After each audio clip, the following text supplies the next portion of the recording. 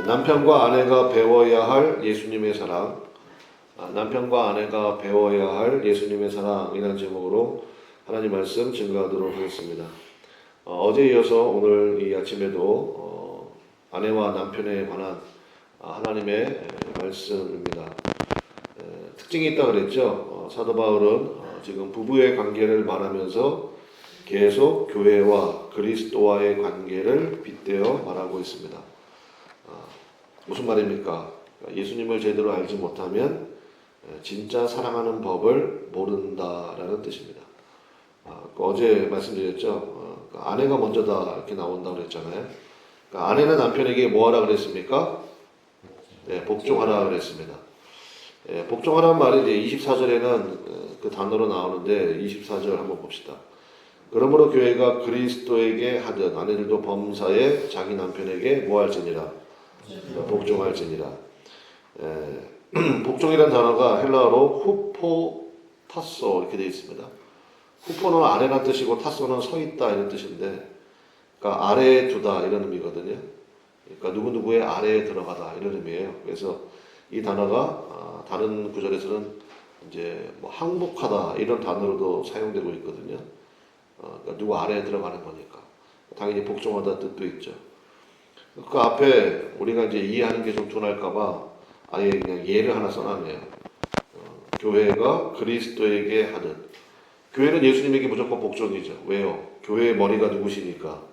예수님이시니까. 그래서 우리 뭐 쉽게 그런 얘기 하잖아요. 너는 생각하지 마. 교회와 그리스도의 관계가 그거라고요. 교회는 여기 성도를 의미하잖아요.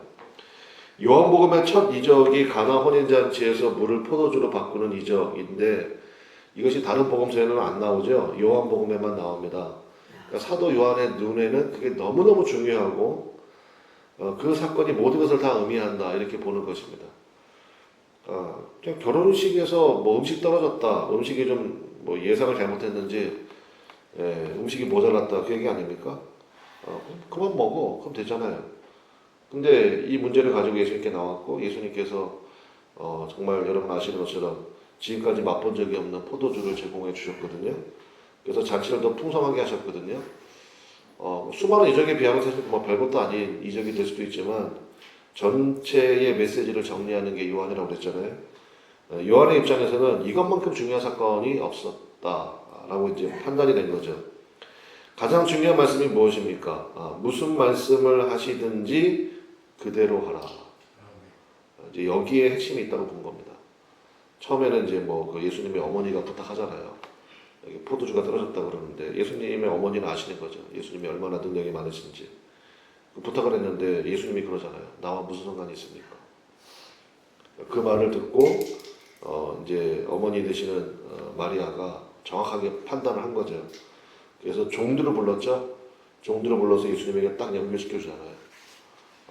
그리고 나서 예수님이 이제 뭐 지시하기 시작하시고 그 다음에 뭐 종들이니까 그대로 하고 물동이 6에 물 채워라. 이제는 뭐 떠서 얘네들 갖다 줘라. 그냥 시키는 대로 했잖아요. 묻지 않았거든요. 거기서 주는 메시지가 무엇입니까? 예수님께 복종하면 기쁨의 혼인잔치가 지속된다. 그런 메시지가 있는 거예요. 그래서 우리의 마음도 마찬가지입니다. 오직 예수님, 오늘도 아까 찬송 불렀지만 예수님만이 우리의 소망이고 예수님만이 우리의 기쁨입니다. 그러면 예수님께서 무슨 말씀을 하시든지 그대로 해야죠. 목사님, 제 남편하고 안 살아보셔서 그래요. 도저히 복종할 만한 인간이 안 돼요. 내가 언제, 죄송합니다. 당신 남편에게 관심이 없어요. 주님 말씀에게 관심이 있는 거죠. 예수님이 말씀하시잖아요. 남편에게 복종하라고. 뭐 믿는 남편이란 말로 그런 단어가 있어요? 없잖아요. 거기를 통해서 그 말씀을 통해서 주님이 하실 거예요. 여러분 믿습니까? 그 말씀을 통해서 주님이 하실 거라고. 복종할 만한 인간이 안 되지만 이 말씀에 근거하여 주님 복종하겠습니다. 그럴 때 주님이 뭘 하시든지 하실 거 아닙니까? 지금까지 맛본 적이 없는 그러한 포도주를 맛보는 기쁨의 삶이 예수님 말씀에 순종할 때 임하게 될 줄로 믿습니다. 남편은 뭡니까? 남편은 그리스도께서 교회를 사랑하고 자신을 주심같이 아내를 사랑하라 이렇게 말씀이 기록되어 있죠. 25절입니다. 25절 같이 한번 읽어보겠습니다. 보겠습니다. 중요하니까. 시작. 남편들아 아내 사랑하기를 그리스도께서 교회를 사랑하시고 그 교회를 위하여 자신을 주신 같이 하라. 그 사랑에는 여러 가지 단어가 있다고 그러죠. 헬라어에. 뭐 친구의 사랑, 뭐 필로스, 그 다음에 남녀간의 사랑, 에로스, 그 다음에 희생적인 사랑, 아가페. 이게 뭐 구별돼서 쓰기도 하는 것 같아요. 그럼 제가 여러분이 여쭤볼게요. 여기서의 사랑, 25절에 나오는 사랑은 에로스의 사랑일까요? 뭐 우정을 나타내는 필로의 사랑일까요? 아니면 아가페의 사랑일까요? 셋 중에 어떤 것 같아요, 여러분? 네, 아가페예요. 희생적인 사랑, 일방적인 사랑, 그 단어를 썼다고요. 아가페. 뭐 남녀 간의 관계니까 오히려 에로스를 쓸 것 같지 않습니까? 아니에요. 예수님께서 교회를 사랑하고 자신을 주신 같이. 이게 뭐예요? 완벽한 희생이거든요. 완벽한 희생. 그 아가페의 희생적인 사랑을 하라라는 것입니다. 요즘은 뭐 결혼식 할 때 제가 우는 신부를 거의 본 적이 없어. 저희 때만 해도 많이 울었거든요. 저희 때만 해도 많이 울고 그랬는데 어떤 분이 되게 재밌는 글을 써놨더라고. 신부가 왜 울까? 두고 온 남자 때문에 운대요. 두고 온 남자 때문에 운다. 근데 모르겠습니다. 뭐 우정한 얘기 같은데 그러니까 이제는 한 남자만 보고 살아야 되잖아요. 그러니까 두고 온 뭐 영식이, 철수 뭐 이런 애들이 생각나서 운다. 뭐 그런 얘기도 들어본 적이 있는데 근데 뭐 저희 이제 여기 앉아 계시는 이제 권사님들 때만 해도 정말 많이 울었죠. 왜 웁니까? 일단 새로운 환경에 가야 되고, 그 다음에 뭐 요즘은 그런 경우 거의 없지만 이제 시부모님 모시고 살았잖아요. 그러니까 모셔야 되고. 근데 뭐 어제까지는 엄마의 사랑 밑에 있다가 갑자기 그냥 정말 낯선 환경에 들어가고 한 남자 바라보고 살아야 되고, 그 다음에 또 시부모님 모셔야 되고. 근데 뭐 굉장히 서툴잖아요. 혼나기도 많이 혼나기도 하고. 그러니까 두려운 것이 많잖아요. 그러니까 이 모든 것을 덮어주고 책임져주고 안심하게 만들 책임이 남편에게 있다는 것입니다. 그래서 남편은 무조건인 것 같아요. 제가 보니까 안정감을 줘야 돼요. 안정감을. 그 두 가지 부류가 있다고 그러죠. 어떤 부류? 아담 부류가 있고 다윗 부류가 있대요. 아담 부류의 특징이 뭐겠습니까? 책임 떠넘기는 거예요. 하와가 줘서 먹었어요. 다윗은요, 밧세바에게 떠넘기지 않습니다. 왜 벌금 대낮에 남들 다 보이게끔 목욕해? 저거 분명히 의도가 있는 거 아니야? 안 보이게 잘 뭐 이렇게 해야지. 처신을 왜 저렇게 해? 다윗이요 그런 얘기 한마디도 하지 않았다고요. 저는 그래서 다윗이 남자 같아요. 또 하나님 마음에 합한 자다 나오는 게 다윗의 모습이잖아요. 그 밧세바에게 떠넘기지 않는 책임지는 모습. 저는 그것이 남자의 참된 모습이다 생각이 됩니다. 남편이 이렇게 십자가를 감당하는 아가페적 사랑의 모습으로 나가면 아내는 물론이고요. 자녀들도 정서적으로 안정이 되거든요. 그래서 29절 말씀을 보겠습니다. 29절 누구든지 언제나 자기 육체를 미워하지 않고 오직 뭐 합니까? 양육하고 뭐해요? 보호. 그렇죠. 양육하고 보호하기를 그리스도께서 교회에게 함과 같이 하나니 이렇게 되어 있잖아요.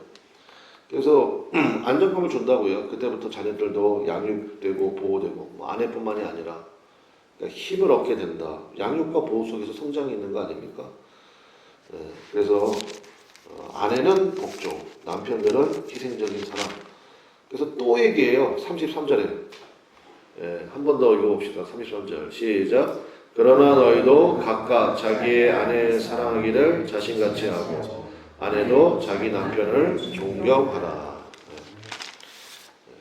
그 주님의 명령입니다.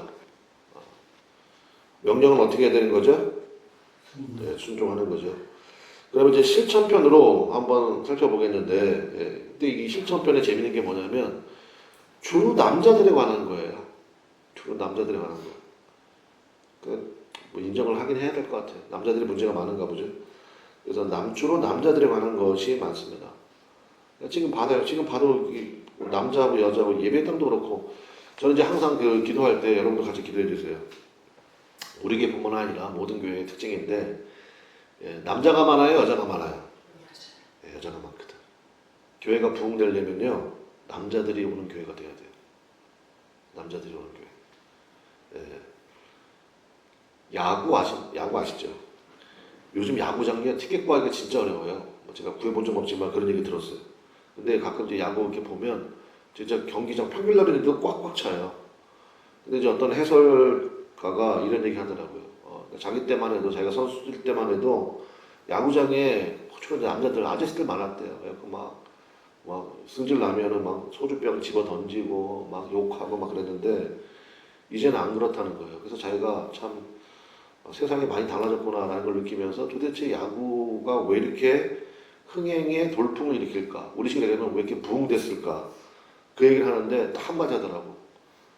여성분들, 아이들이 와서 즐길 수 있는 분위기를 만들었다는 거예요. 여러분, 나 그 얘기 듣고 나 진짜 가슴이 와닿았어. 아, 그렇구나. 그래서 야구장 가면요, 소리 안 질러요. 술 취해가지고 뭐 이런 사람들 없어요. 그리고 그 다음에, 여러분, 제가 이제 지난 주일 오후에도 제가 아내랑 야구 잠깐 보면서 그런 얘기 했는데, 야구 그 막 응원하는 거 보잖아요. 그래서 거기 보면 응원가가 있어요. 선수 하나하나마다 부르는 응원가가 있어. 근데 응원가 부르면서 노래만 불러요? 율동도예요. 율동도예요. 그거 누가 가르쳤나? 근데 뭐 진짜 거기 한 2만 명 모이잖아요. 2만 명이 정말 전 이제 제가 보면서 그런 얘기 했거든요. 저렇게 뜨겁게 찬양하고 율동을 하고 은혜를 받으니 교회를 안 오지. 제가 그런 얘기 했거든요. 여러분 한번 보세요. 야구장 그거 경기 보지 마시고 거기 있는 거기 관중들 보세요. 거기에서 만끽을 해요. 만끽을. 노래 그때 거기 나오는 거의 노래가 여러분 그 복음성가를 거의 계산한 거 아시죠? 복음성가를 완전 계산해서 부르는 것들 되게 많아. 왜냐면 되게 익숙하니까 가사만 바꿔가지고 그걸로 이제 이렇게 응원하고 그 다음에 나 그것도 신기하더라고. 물론 이제 앞에서 치어리더가 있어서 그런지 모르겠지만 어쩌면 2만 명이 똑같이 율동을 해요. 그 다음에 경기에서 오는 카타르시스도 있고 뭐 이런 게 있잖아요. 그러니까 교회는 그런 게 참 중요한 것 같아요. 남자들이 올 수 있는 분위기, 남자들이 올 수 있는 환경, 이게 참 중요한 것 같습니다. 같이 이제 기도해 주시면 좋겠는데, 그래서 이제 남자들에 관한 것이 계속 나오거든요. 첫 번째, 이제 25절부터 뭐 남편들하고 쭉 나오잖아요. 그러면서 이제 우리 방금 읽은 것처럼 그리스도께서 교회를 사랑하시고 그 교회를 위하여 자신을 주신 같이 하라. 그러면서 26절 첫 마디가 뭐예요? 이는, 그러니까 그게 뭐냐면 세 가지가 나와요. 첫 번째 26절 한번 읽겠습니다. 시작. 이는 곧 물로 씻어 말씀으로 깨끗하게 하사 거룩하게 하시고. 첫 번째 실천편. 말씀으로 깨끗해져야 된다는 것입니다. 그래서 물로 씻어 말씀으로 깨끗하게 하사 거룩하게 하시고. 깨끗하게 되는 방법은 딱 한 가지밖에 없어요. 말씀밖에 없습니다. 그러니까 복종의 근거가 바로 여기에 있는 거거든요. 그러니까 남편들, 여기서 남편들, 이렇게도 얘기할 수 있을 것 같아요. 리더들 있죠. 여러분도 어느 부분에 있어서는 리더들이 될 수도 있잖아요. 리더들은 무조건입니다. 진리의 말씀으로 항상 그 마음이 촉촉해야 돼요. 말씀이 그 안에 중심이 되어야 된다고요. 그래야 깨끗하게 되고 거룩하게 됩니다. 왜 성경이 깨끗함과 거룩함을 강조할까요? 그래야 쓰임받기 때문에 그래요. 굉장히 능력이 많은데 쓰임받지 못하는 경우는 딱 한 가지입니다. 은사도 많고 달란트도 많고 똑똑하기도 하고 근데 쓰임받지 못하는 경우가 많이 있거든요. 깨끗하지 못하면 쓰임받지 못하죠. 그게 그 유명한 사도 바울의 그릇 논이잖아요. 금그릇도 있고 은그릇도 있다.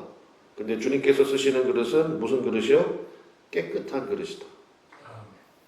깨끗한 그릇. 그래서 질그릇 같은 사람이라 할지라도 그 안에 보배 대신 예수님만 담으면 그게 어떻게 질그릇이냐. 예수님 담은 그릇이지. 근데 예수님은 어떤 그릇에 임하십니까? 깨끗한 그릇에 임하신다고요. 아니 금그릇인데 거기에 오물이 가득해.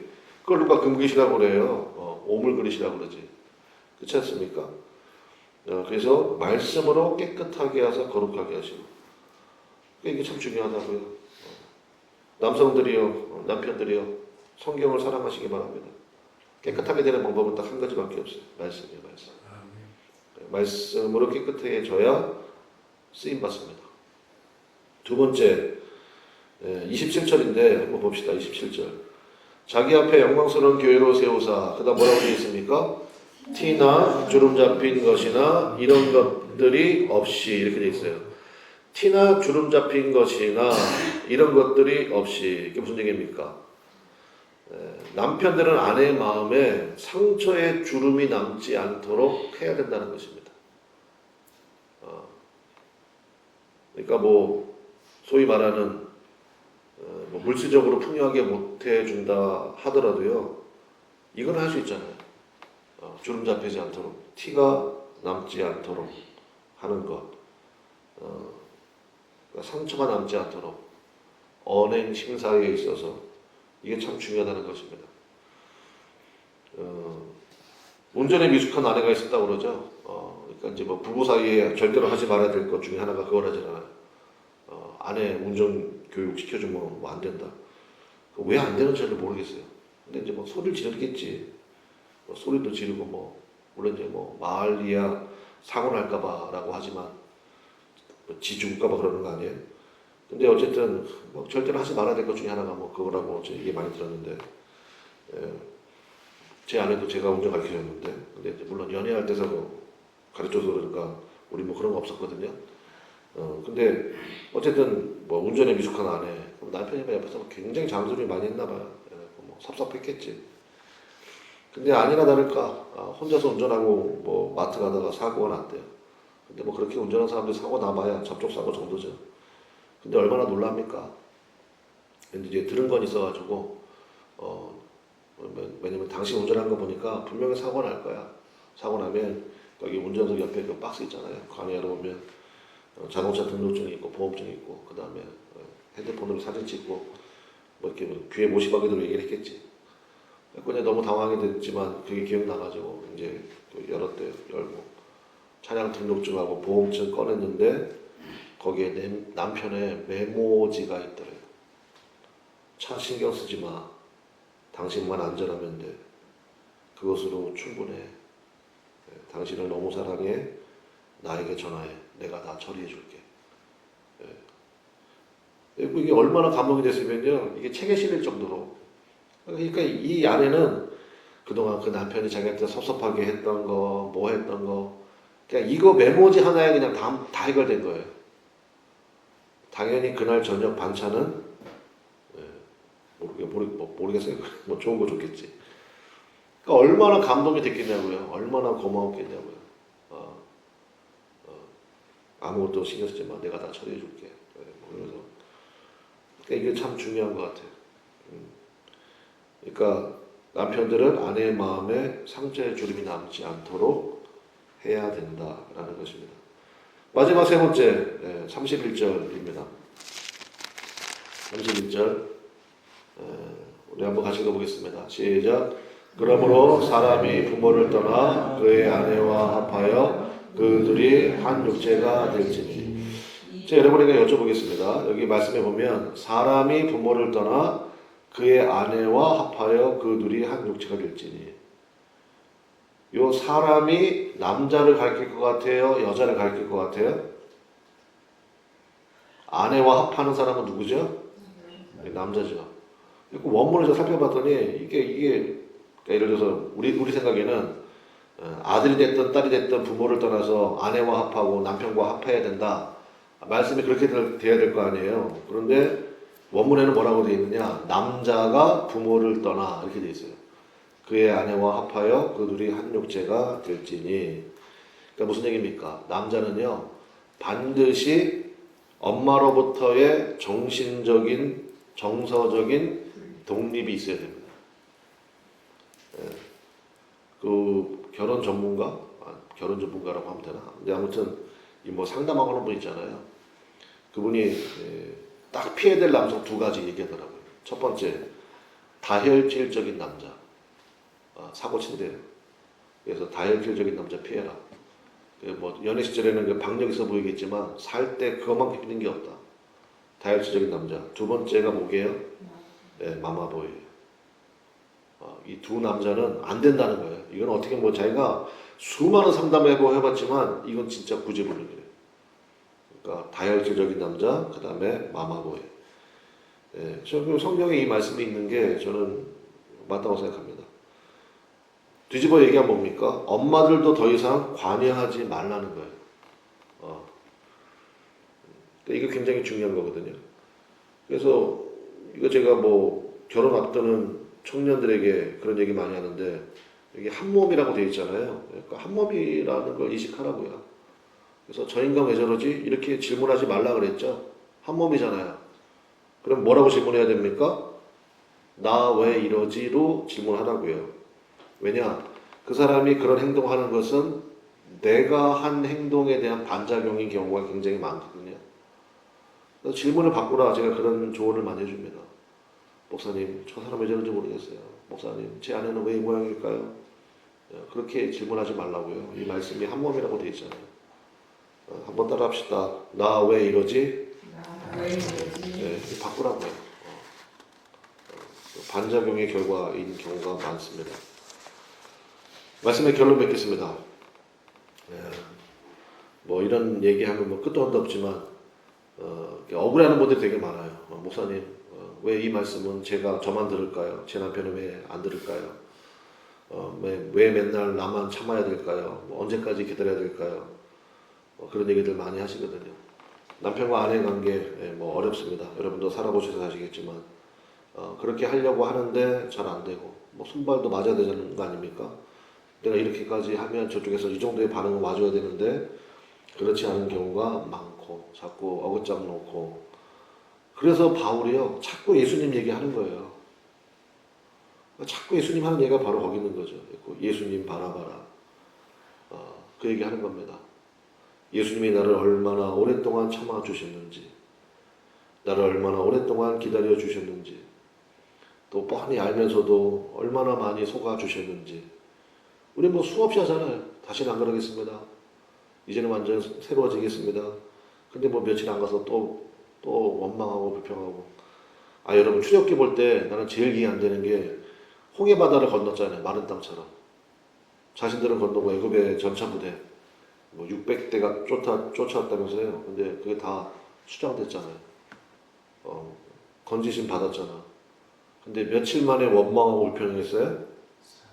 딱 3일이야. 그래서 뭐 어떤 목사님은 그래서 수요 예배 드려야 된다. 뭐 그런 말씀도 하시는 분 제가 뭐 본 적 있는데 좀 뭐 일리가 있다고 생각합니다. 우리는 뭐 매일 새벽 기도 하니까. 3일가 3일. 근데 그 사람들만 그래요? 여러분 그러지 않아요? 하지 말아야지. 이런 거 하지 말아야지. 근데 3일 가던데? 제 얘기예요, 저도. 오래 안 가더라고. 근데 예수님이 나를 오랫동안 참아주셨고, 기다려주셨고, 그거 바라보라는 거예요. 그러면 억울해하지도 않고, 오히려 감사가 생긴다고요. 그리고 계속 할 수 있는 힘이 생긴다라는 것입니다. 가장 중요한 거, 자녀들에게 똑바로 가르쳐 주십시오. 사실 이 말씀은 이미 이제 결혼 생활을 하고 있는 분들에게도 메시지가 되지만 사실은 우리의 자녀들이에요. 뭐 결혼을 앞두고 있는 그러한 자녀들, 또 결혼 정년기에 있는 자녀들, 굉장히 기도 많이 해야 되겠다 생각 안 드십니까? 본인이 분명한 기준 가져야죠. 그러니까 세상 기준처럼 뭐 학벌이 어떻네, 뭐 재산이 어떻네, 외모가 어떻네, 그런 것만 바라보면 안 되죠. 오늘 말씀처럼 무엇보다도 예수님만을 바라보는 사람인가, 예수님에 대한 분명한 고백이 있는가, 그것을 정확하게 볼 줄 알아야 된다는 것입니다. 그래서 하나님 말씀대로 순종도 안 하고 복종도 안 하고 그러면서 맨날 하나님 은혜 달라고 복 달라고 그러면 참 주님 입장 한번 생각해 보세요. 주님 입장에서 되게 답답한 거 아니겠습니까? 예방해야죠. 예방하는 기도가 있고 수습하는 기도가 있다 말씀드렸잖아요. 수습하는 기도가 힘들어요. 예방하는 게 쉽지. 예방주사 맞듯이 우리도 마찬가지입니다. 그래서 이것을 여러분 잘 마음속에 새기시고 또 자녀들에게 열심히 가르쳐 주시고 하셔서 주님께서 참 기뻐하시는 은혜가 흐르는 귀하고 복된 가정 다 되시기를 주님의 이름으로 간절히 축원합니다. 네, 기도하겠습니다. 주여 한번 부르고 하나님, 남편과 아내에 관한 이야기였지만 메시지였지만 사실은 예수님 바라봐야 됨을 깨닫습니다. 주님밖에 없습니다. 주님만 의지하게 하시고 주님께만 소망 두게 하시고 무엇보다도 그 하나님 아버지께서 예수님 통해서 나를 얼마나 사랑하시는지를 깨달을 수 있는 그 은혜 만나는 축복을 부어달라고 이 시간 다 같이 주여 한번 부르고 통성으로 간절히 기도하며 나가도록 하겠습니다. 주여 하나님 아버지 인도하시고 역사하여 주셔서 하나님 아버지 그 은혜가 충만하기를